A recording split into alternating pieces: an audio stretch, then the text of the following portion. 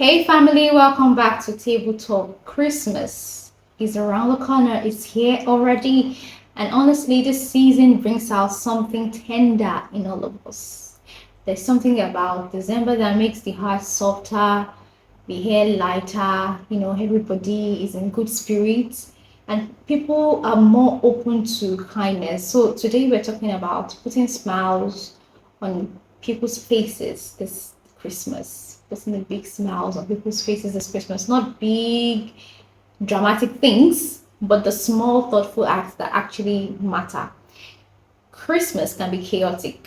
The pressure to shop, the pressure to show up at events, the pressure to look like you are having fun. But at its core, Christmas is about giving and giving joy. It's about giving and giving and giving.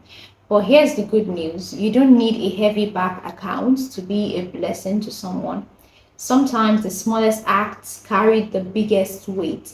It could be a text message, it could be a call, it could be a plate of rice, a plate of party jollof. Want to say jollof at all, daddy? Want to say jollof at all? Yeah, it could be a plate of jollof. It could be a little token, a hug that lingers for 2 seconds longer. It could be a prayer, a smile. It could even be a listening ear. It's not about the size, it's about the heart it's that's behind it all. You'll be shocked how many people around you look fine but are holding themselves together by a thread, most especially this period. Some people's December is heavy, some lost jobs, some lost loved ones, some are even reminiscing about all that they've lost in the year. Some feel forgotten, some are broke and pretending, some are smiling on Instagram but crying offline. There's a whole lot that goes on, in the closet. And this is why kindness hits different during Christmas. Because for some people, your small act is the only good thing happening to them. It's not about being a savior. This is not about having the savior complex. It's about being human, you know. Let's talk about gifting, really. We've made gifting so intense that people now think that, oh, if they can't buy something expensive, then they would rather not give anything at all. It's not about the price tag. No, gift with intention, not pressure. Now, I have a long list of small but meaningful gifts you can actually gift people this season. You can give something as small as a recharge card. I watched a video. There was a student that was owing MCN like 6,000 naira. If you give somebody 6,000 naira recharge, maybe you're even paying off their debt. You can give a journal, a mug, a devotion booklet. You can give perfume oil. You can give a Christmas card. You can give a handwritten note, which is can be very emotional. You can give a small food pack. You can give a cute keychain, a framed photo, a pair of socks, a pack of plantain chips or kuli kuli. Trust me, people love this. A small bag of rice or beans.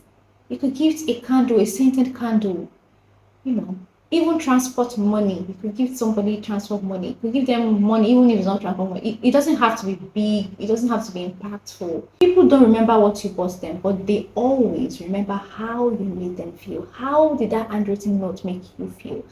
How did that, you know, scented candle make them feel? How did that little token make them feel?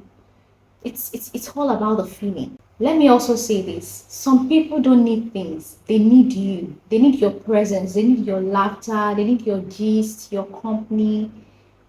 Maybe they just miss you. They need your comfort.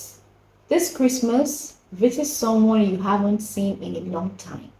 Sit with your family longer. Drop your phone and talk deeply. Stop looking at your phone while on the table eating and no, don't do that. Offer your shoulder, offer your time. Presence is sometimes more powerful than presence. Let's also talk about non-material giving. That is you complimenting someone genuinely and sweetly, telling someone you're proud of them, telling a friend, telling them that you are thankful for them being in your life. Encourage someone deeply, forgive someone and let the burden go. You know, offering to help someone carry their load, Holding the door for strangers. That's a sweet moment. Smiling at people, letting someone go ahead of you in a queue. That's all about the Christmas spirit. Praying for someone intentionally, sharing your food, sharing your joy. These things cost nothing, but they warm hearts. Kindness is a language every human understands. And this Christmas, I need us to be intentional. Look around you. Who is struggling? Who needs encouragement?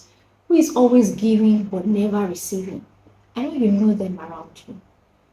Be the giver in their life this period. Who is quietly fighting battles? Who is spending Christmas alone? There are many people spending. Check on your single friends, so check on single people. Check on people that are living alone. You know, check on people who need a small surprise. Surprise them. Be the person who lights up someone's December. You don't need to fix their whole life. You just give them a moment of joy, a moment that reminds them that they are seen, that they are loved, that they are valued, and they matter. Now, as we wrap up today's table talk, remember this one thing: joy multiplies when you share it. It's like a ripple effect. Kindness returns to you in ways you never expect, and the light you give this Christmas will always find its way back to you. Be someone's reason to smile. Now, put that big smile on somebody's face this season. Be someone's answered prayer. Be someone's tiny miracle, and may joy meet you deeply, softly, and abundantly.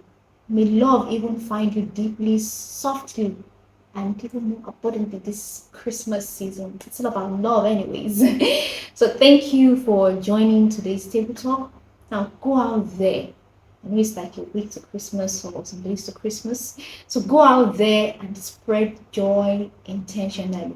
See you next time. So, those. Merry Christmas in advance. Have a Merry Christmas.